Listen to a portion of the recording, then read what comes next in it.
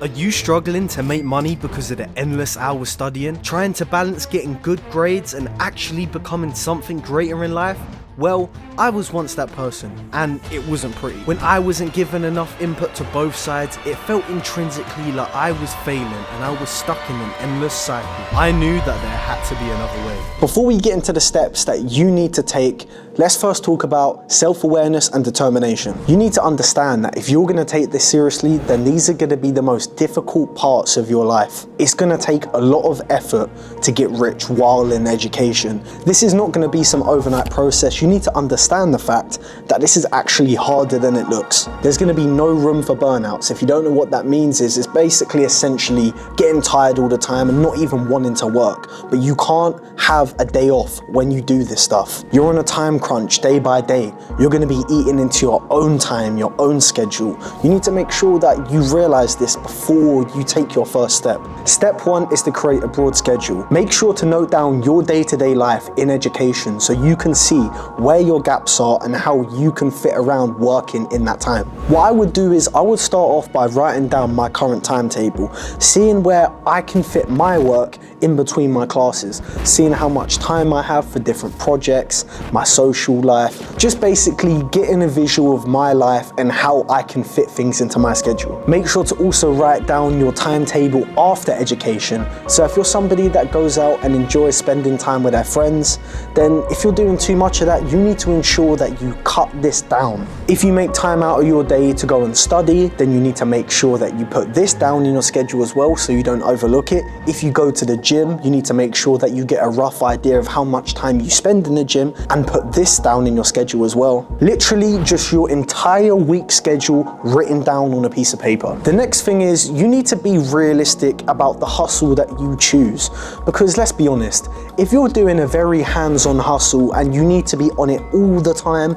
that's not going to be the wisest way to get rich inside of education. You need to make sure that you can juggle numerous things. For instance, I said this in my old videos a lot, I used to do video editing while going to school. That is something very manageable because I can go home and I can sit there and I can work. It's not something like videography where I have to travel to places when realistically I could just sit home and do my work. You need to understand that you're not going to be a millionaire from a meme coin, or you're going to get a crazy product on dropshipping and become a millionaire. When it comes to choosing a hustle while in education, this stuff will take years and years to figure out. It's not something that you can simply solve overnight. You have to almost take care of your business like a baby. You have to start out from young and then it slowly progresses to being bigger. You're not going to be able to see big results from your business straight away either, and that's mainly because you're not going to be able to work on that specific thing 24/7. You know, you've got stuff in between like classes, gym, whatever it is. But what you have to remember is slow progress is better than no progress at all. Now, of course, to make sure that you can handle everything on your plate,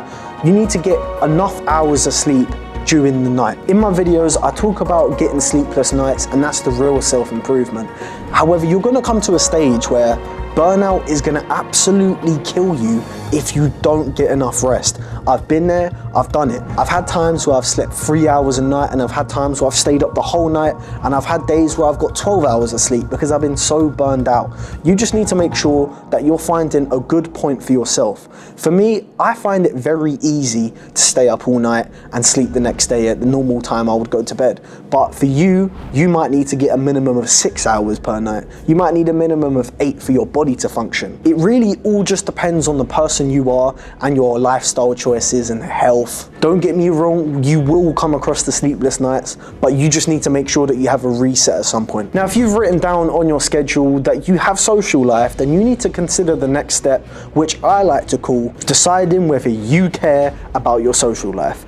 With me, it was a bit different because I didn't really care about going out with friends. I just used to work 24/7 with my business partner, which was my friend anyway, so I was good for friends. However, if you're somebody that likes to go out and have a drink, whether you like to go clubbing, go to parties, you need to make sure that you're choosing the right decision and you don't want to mess up your social life for your work. But if you're somebody that knows that you're going to make it and you want to take this stuff real serious, then you need to consider cutting out all of these bad things, just like I did, just like a lot of other people had to.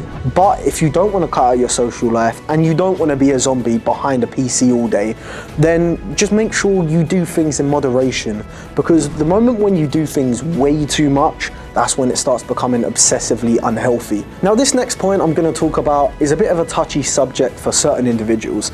If you're somebody that also wants to make a bit of money during university, for instance, and you're doing a doctor's degree, which is going to take near enough 10 years of your life, then this point won't be for you. But if you're there because it's just mandatory to go, then you need to listen up for this point. If you're someone that really doesn't care about education and you're certain 100% in your own head that you're going to make it, then don't care about no school. But the only reason why I actually made this point in this video is because there's certain individuals that can't do education whatsoever. They want to essentially get rich to get out of education. So the way I would actually go about doing this is probably go down the sleepless nights route. And what this means is, as soon as you come back from your place of education, that means working until about 4 a.m. and getting 4 hours of sleep, going in, not really care about your focus or attention on your actual classwork, doing whatever you can throughout the lessons. Let's say that you have a TikTok account that you post clips of, then you're sitting there clipping things in class instead of doing your work.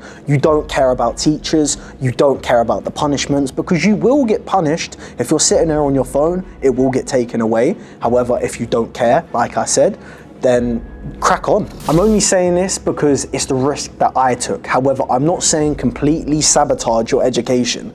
Please make sure that this is a calculated risk and it's right for you. Now, of course, once you have all of these steps done, the next thing to consider is your energy levels. If you're somebody that is going to do sleepless nights in your hustle while going to education, then you need to make sure that you're filling your body with the right nutrients. Just like the same way, every now and then a machine needs to be fixed or it needs to be greased. You have to make sure that you're putting the right stuff in your system for it to function properly. What I do is I have a high protein diet. I try to cut out carbs quite a bit. I eat bad things sometimes too.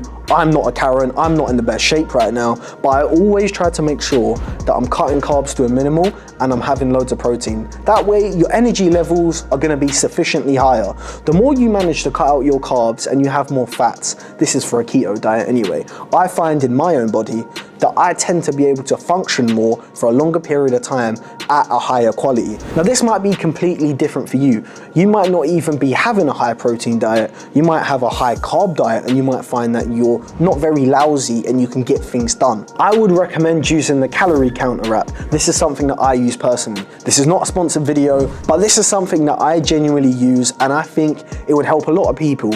It can track your fats, your carbs, your calories, everything nutritional wise. It's only £30 for a year and it's very much worth it. Now, for the next point, a lot of people are not going to want to hear this. However, you have to. It's a fundamental step to succeed in education. Your learning does not stop outside of the classroom.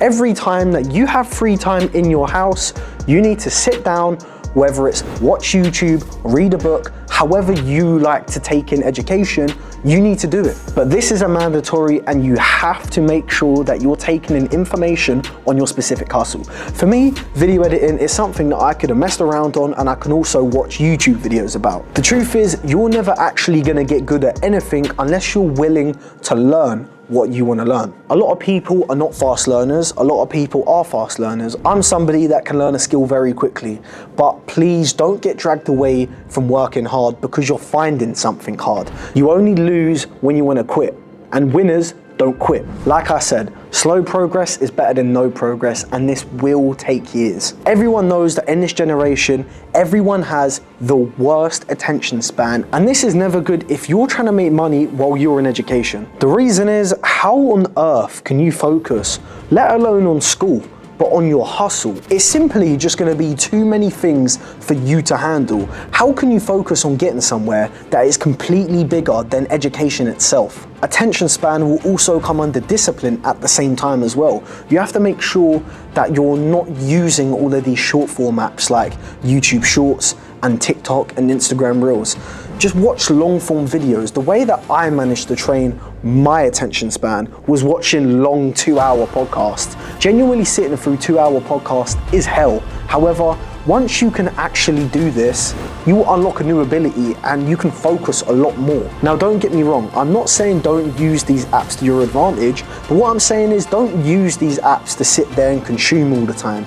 Use it to create and upload and actually try and monetize it. Now, this one's pretty self-explanatory, but it's just staying away from bad people in your environment. It can be your friends, it can be people that you know in your school or college. It can even be family members that are trying to steer you away from doing your hustle and they're strictly trying to keep you in education. Or it could even be the people that you think are good, but they're actually not. My best piece of advice would actually to be detach your hustle life from your school life.